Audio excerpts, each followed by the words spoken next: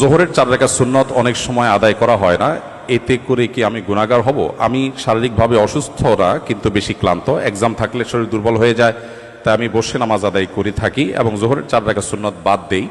ক্লাসে থাকার কারণে বেশিরভাগ সময় নামাজ কাজা হয়, এক্ষেত্রে আমার করণীয় কি? ধন্যবাদ। প্রথম কথা হলো যে ইমানদারের কাছে নামাজের চাইতে ইম্পর্টেন্ট কোনো বিষয় নেই। নামাজ রিলেটেড আরও কয়েকটা প্রশ্ন আছে আমি দেখেছি, আমি কমন একটি কথা বলতে চাই, সেটা হলো ইমানদারের কাছে নামাজের চাইতে গুরুত্বপূর্ণ কোনো বিষয় নেই। অতএব পড়াশোনার অজুহাতে কিংবা এক্সামের অজুহাতে কোনো অজুহাতেই নামাজকে পেছাবাদ বা নামাজকে বাদ দেওয়ার কোনো সুযোগ নেই। আপনি অসুস্থ, দাঁড়িয়ে নামাজ পড়তে পারছেন না, তাহলে আপনি এক্সাম দিয়েছেন, ক্লাস করেছেন, অন্য সব কাজগুলো নিশ্চয়ই স্বাভাবিকভাবে করেছেন, তাহলে নামাজ কেন আপনি পারবেন না? আজকাল বিশেষ করে একটু কষ্ট, একটু শরীরটা মেজমেজ করছে, একটু খারাপ লাগছে, এই অজুহাতে চেয়ার টেনে বসে নামাজ পড়াটা ফ্যাশনের বিষয়ে পরিণত হয়ে গেছে। মসজিদ দেখলে বোঝা কঠিন, এটা কি আকিজ প্লাস্টিকের দোকান না মসজিদ?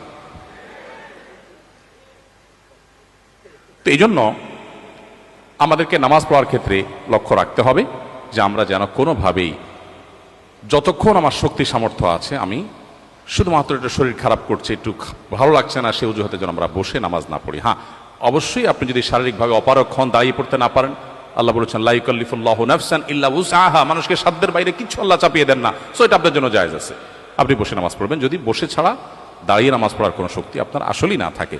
আর সুন্নাহগুলো ইম্পর্টেন্ট, নবী সাল্লাল্লাহু আলাইহি ওয়াসাল্লাম সচরাচর কখনো ছাড়তেন না। আপনার কখনো কোনো অসুবিধা তৈরি হয়েছে বিশেষ পরিস্থিতিতে, এটা বাদ দিলেন, তাতে